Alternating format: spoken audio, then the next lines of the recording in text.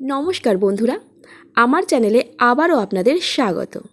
তো আজকে আমরা জানব এই পৃথিবীতে হিন্দুদের 10টি বৃহৎ এবং অত্যন্ত সুন্দর মন্দিরের কথা। শুধুমাত্র ভারতেই যে হিন্দু মন্দির আছে তা নয়, ভারতের বাইরেও কিন্তু অনেক সুন্দর সুন্দর মন্দির আছে, যেটা আপনি ভাবতেও পারবেন না। তো চলুন শুরু করা যাক। 10 নম্বর মন্দির, সেটি হলো বেলুড় মঠ। বেলুড় মঠের রামকৃষ্ণদেবের মন্দির। এই মন্দিরটি 40 একর জায়গা নিয়ে অবস্থিত। এখানে রামকৃষ্ণদেবের পূজা অর্চনা করা হয়, সাথে সারদা দেবী এবং শ্রী শ্রী স্বামী বিবেকানন্দেরও মন্দির করা আছে। এখানে একটি শিক্ষা প্রতিষ্ঠানও আছে, যেখানে শিক্ষাদান করা হয়। সেহেতু বেলুড় মঠ এত সুন্দর একটি জায়গা, যেখানে অবশ্যই আপনাদের প্রত্যেকের একবার হলেও ঘোরা উচিত। আর আপনি যদি ভারতীয় হন, অবশ্যই তো সেখানে যেতেই হবে এবং সেখানকার নিয়ম আচার কায়দা সবই জানতে হবে। এবার আমরা জানব নবম মন্দির, সেটি হলো বালি মাদার টেম্পল, ইন্দোনেশিয়া। এটি ইন্দোনেশিয়ার বালি দ্বীপে অবস্থিত একটি মন্দির। এই মন্দিরটি 50 একর জায়গা নিয়ে অবস্থিত। এই মন্দিরটি পাহাড়ের অনেকটা উঁচুতে অবস্থিত হওয়ায় এই মন্দিরটি থেকে চারপাশের দৃশ্য অত্যন্ত সুন্দর লাগে। এখানে অনেক হিন্দু দেবদেবীর মূর্তি রাখা আছে। আপনি যদি একবারও ইন্দোনেশিয়া যান, তাহলে অবশ্যই বালি দ্বীপের এই মন্দিরটি দেখে আসবেন। হিন্দু সংস্কৃতির একটা ঐতিহ্যবাহী মন্দির। ধরা হয় 10ম শতাব্দীতে এই মন্দিরটি নির্মিত হয়। তখন থেকে এখনও পর্যন্ত মন্দিরটি সংস্কার করেই যাচ্ছে এবং মন্দিরটি বড় থেকে আরও বড় হয়ে যাচ্ছে। মন্দিরটিতে 6টি স্তর ভাগ করা আছে। এবার হলো 8 নম্বর মন্দির, প্রেম মন্দির, বৃন্দাবন। বৃন্দাবনের এই প্রেম মন্দিরের নাম সবাই শুনেছে। এটাকে পৃথিবীর অন্যতম একটা সুন্দর মন্দিরের মধ্যে তুলনা করা হয়। সত্যি মন্দিরটি এতটাই সুন্দর, সেটা আপনি চোখে না দেখলে বিশ্বাস করতেই পারবেন না। আর মন্দিরের সৌন্দর্য মুখে বলে বা কোনো ভাষার মাধ্যমে প্রকাশ করা সম্ভব নয়। তবু যেটুকু বলার, মন্দিরটিতে শ্রী রাধাকৃষ্ণের প্রেমের বিবরণ রয়েছে। এখানে শ্রী রাধাকৃষ্ণের পূজা করা হয়। মন্দিরটির বাইরেটা এত সুন্দরভাবে সাজানো হয়েছে যে আপনি যদি দেখতে যান তো আপনার দেখতেই থাকতে হবে। সেহেতু বৃন্দাবন গেলে অবশ্যই প্রেম মন্দিরে তো যেতেই হবে। নাম্বার 7, অঙ্করধাম মন্দির, স্বামী অঙ্করধাম মন্দির, দিল্লি। এই মন্দির দিল্লির অত্যন্ত পুরনো ঐতিহ্যবাহী একটি মন্দির।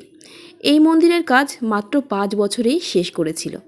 11,000 শ্রমিকের অক্লান্ত পরিশ্রমে এই মন্দিরটি নির্মিত হয়েছে। মন্দিরটি সত্যি এত সুন্দর আর এতটা জায়গা নিয়ে মন্দিরটা অবস্থিত যে এটি দিল্লির পর্যটন কেন্দ্রের মধ্যে অন্যতম একটি পর্যটন কেন্দ্র। এই মন্দির দিনের বেলা যতটা সুন্দর লাগে, রাত হলে এই মন্দিরের সৌন্দর্য অত্যন্ত বেড়ে যায়। এই মন্দিরে শ্রী নারায়ণের একটা বড় মূর্তি আছে, সেই মূর্তির পুজো করা হয়। রাত্রের মন্দির সত্যি এর সৌন্দর্য অতুলনীয়। দিনের বেলায় গেলে রাত্রেবেলা কিন্তু একবার অবশ্যই যেতে হবে। আর আপনি যদি দিল্লি যান, অবশ্যই এই মন্দিরে একবার ঘুরে আসবেন। মন্দিরটি যতটা সুন্দর মুখে বলছি, গিয়ে দেখলে আরও বেশি সুন্দর লাগবে। এবার নাম্বার 6, ছত্তরপুর মন্দির। এই মন্দিরটি 70 একর জমির উপর প্রতিষ্ঠিত। এই মন্দিরটিকে দিল্লির দ্বিতীয় বৃহত্তম মন্দিরও বলা হয়ে থাকে। এই মন্দিরে দেবী কাত্যায়নীর বাস। দেবী কাত্যায়নী হলেন দেবী দুর্গার 6ষ্ঠতম রূপ। এখানে দেবী কাত্যায়নীর পূজা অর্চনা করা হয়। মন্দিরটি সত্যি খুবই সুন্দর। এই মন্দিরটি 1974 খ্রিস্টাব্দে নির্মিত হয়েছিল। এখানে এই মন্দিরটির এত সুন্দর দৃশ্য আপনি না দেখলে বিশ্বাস করবেনই না। এখানে দেবী কাত্যায়নী ছাড়াও আরও অন্যান্য দেবদেবীরও এখানে পূজা করা হয়। নাম্বার 5, শ্রী রাম মন্দির, অযোধ্যা। অযোধ্যার রাম মন্দিরের কথা আমরা সকলেই শুনেছি। এই মন্দির 70 একর জমির উপর প্রতিষ্ঠিত। মন্দিরটি বর্তমানে ভারতীয় সংস্কৃতির একটা ঐতিহ্যবাহী মন্দির। এটা আমাদের হিন্দু সংস্কৃতিকে একটা সুন্দর জায়গায় প্রতিষ্ঠিত করেছে, যার কোনো তুলনা হয় না। এই মন্দিরে শ্রী রামের জন্মস্থান হওয়ায় এই মন্দিরটি শ্রীরামের একটা অত্যন্ত সুন্দর এবং পবিত্র স্থান। এই মন্দিরে একসাথে প্রায় 70,000 ভক্ত একসাথে এই মন্দিরের প্রাঙ্গণে এসে উপস্থিত হতে পারবে।